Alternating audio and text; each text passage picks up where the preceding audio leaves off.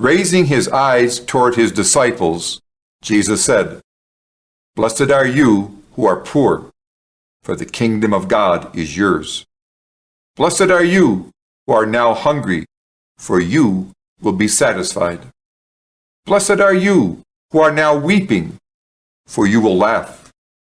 Blessed are you when people hate you, and when they exclude you, and insult you, and denounce your name as evil on account of the Son of Man. Rejoice and leap for joy on that day.